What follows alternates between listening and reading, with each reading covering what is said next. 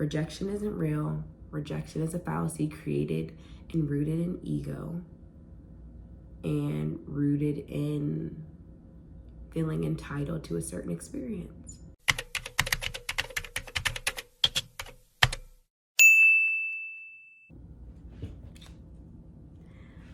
Welcome back to Tavi Talks, part 2 to People Always Leave.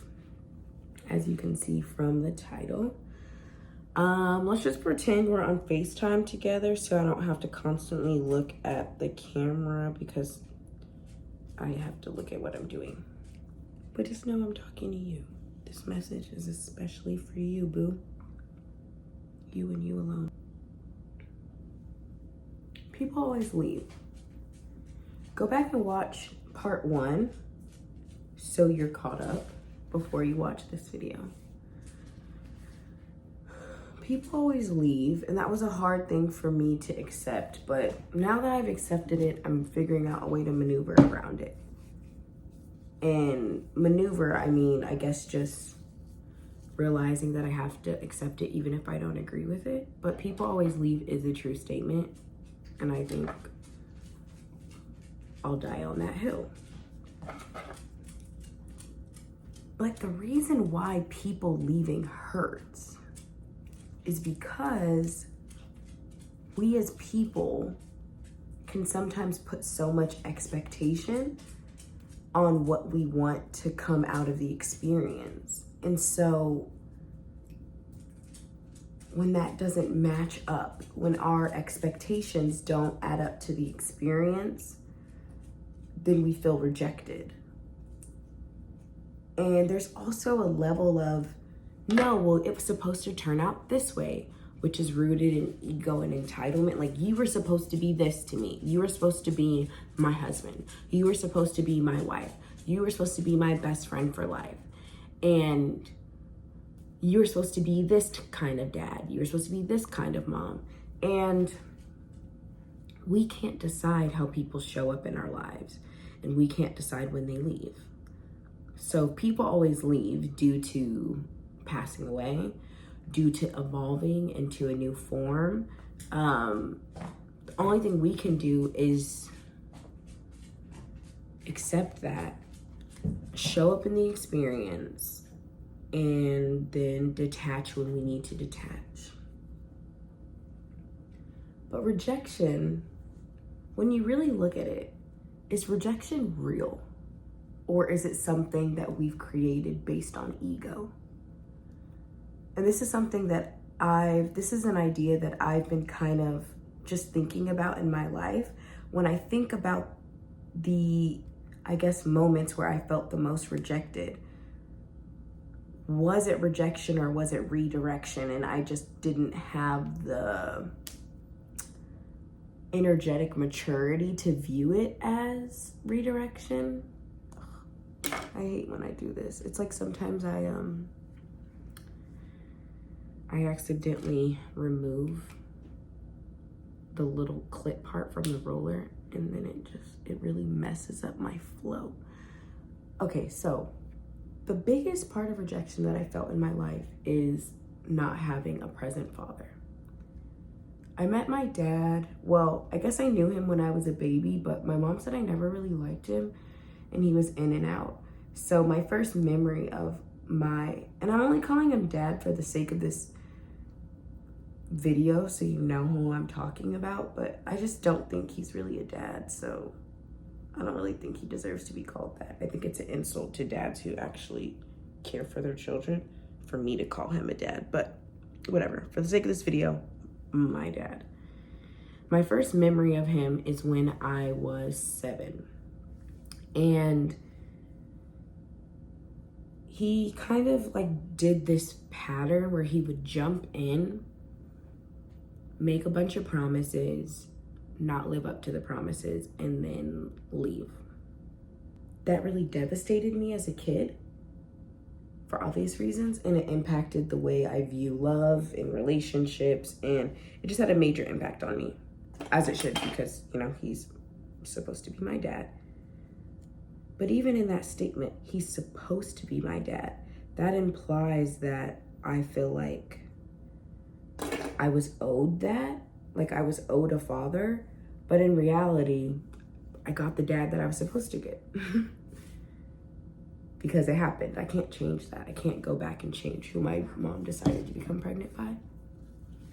And so when I take a look at the rejection of my dad, I can view it from a space where I used to be, where it was like, oh, well, my dad doesn't love me, so how could any man love me? I'm not worthy of love, and something's wrong with me. That's how I used to view it, from a lens of rejection.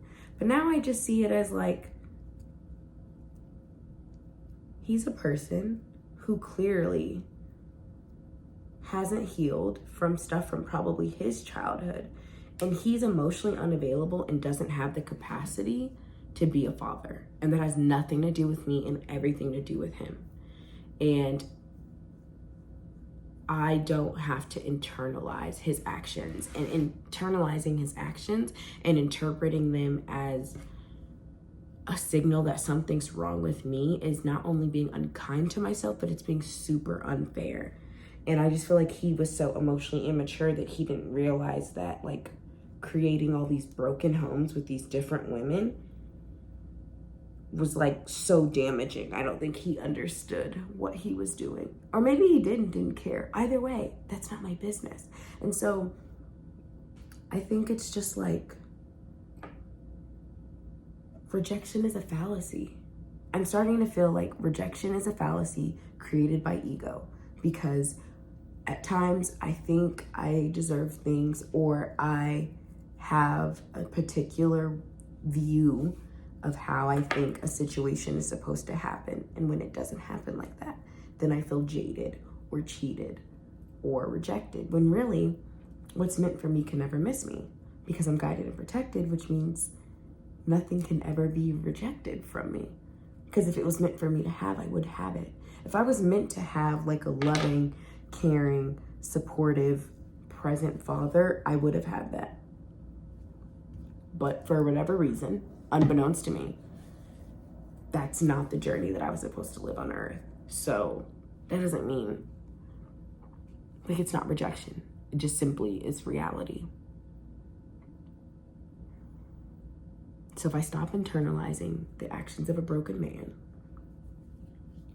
and if I stop interpreting it to mean something about myself, and I remove the ego from it, and the entitlement isn't the word that I want to use, but that's the only thing that comes to mind. Like, if I remove the ego and entitlement from it, then it's just like, it's not rejection, it's just reality.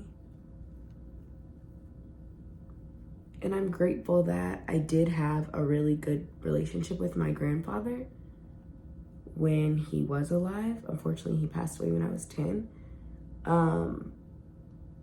And I'm grateful that now I'm in therapy and I'm learning and making healthier choices. And yeah, I've kind of released a lot of anger with my dad. And so another example of rejection is I got laid off from corporate role out of college. I was in tech sales. I was terrible. I was actually terrible at tech sales. That just wasn't a good fit for me. And pause, before I go into the layoff, sometimes we feel rejected when things are just misaligned. I was terrible at sales, and I started to interpret that as like, I'm a failure. Why am I not good at this? Why can't I meet quota? When really, that just wasn't the role for me. That role was not where God designed me to flourish and thrive at. And sometimes while we're being redirected, we can view it as failure when it's not failure. It's just misalignment. So I got laid off because of economic downsizing, but I'm sure the fact that I was terrible at sales played a part in it. And while I did have a strong enough relationship with God that I knew and got intuition that I was going to be laid off before it happened, it still really dinged not only my confidence, but just like my life. I got laid off after moving and getting my own apartment. And I was worried about how I was going to make ends meet. But I just had to ground myself in the present moment and also in gratitude, and just like thrust myself into a season of faith with God, and just decide that like, okay, God's not going to abandon me. He's not going to forsake me. So this isn't rejection. This has to be redirection. And that was not a pretty like happy-go-lucky time. I really felt like I was in one of the biggest spiritual battles of my life. But now that I am in my new role, I see that that was not rejection at all. Me being laid off was literally redirection. And I could have taken it as rejection. I could have taken it as like, oh, well, people always leave and my company abandoned me. But it wasn't. It was misaligned. And so I think that's like the goal of this video, is that what's meant for you can never miss you. So if you feel like something is missing you, there's a chance that either it's not meant for you at this time or something greater is in store. So I just want to be, I guess, like an encouraging voice to anyone who feels that they have been rejected, whether it's from a job, a relationship, whether that's romantic or family or whatever the case is. I want you to like take a step back and kind of unpack those emotions and figure out why you feel rejected. What other emotions are coming up when you think of that person or that situation? Is it anger, disappointment, resentment, bitterness? Is it like, what is it? And kind of work through that. I don't know. And to some people, what I'm saying probably sounds like super simple, like I'm oversimplifying life, but I think that's the trick. As a 25-year-old, I'm starting to feel like the more simple you view things, like strip it down to living in the present moment, trusting whatever higher power you believe in. For me, it's God. Grounding yourself in gratitude for what you do have, and believing that what's meant for you will never miss you. Things don't affect you so detrimentally. And that's not to say that you can't feel sadness or feel hurt, but it's just like you're able to navigate things so much easier. And so I do feel that rejection isn't real. Rejection isn't real. Rejection is a fallacy created and rooted in ego and rooted in feeling entitled to a certain experience. And when you realize that you're experiencing whatever experience you're meant to, that even when it is raining and pouring emotionally and energetically in your life, that you're going to get through it, that it's going to get better. You realize that like whatever you're going through, it's either a win or it's setting you up and teaching you a lesson to enjoy your win when you get it. So yeah, people always leave, whether they pass away, whether they just are no longer in your life. And that's okay. People are meant to be experienced, not possessed. And that's hard.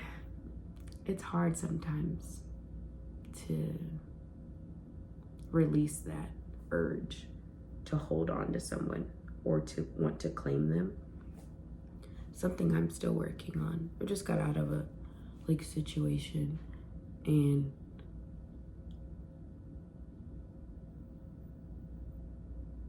it made me feel like, oh, he's leaving me. He's rejecting me. But then even when I was like sobbing and crying, I just was like, well, wait, he was never mine. Because I belong to no human being belongs to me. So yeah, I hope this rant and rage has helped you. I hope you have a great rest of your day or night. And I'm gonna go watch Inside Out while I finish my hair.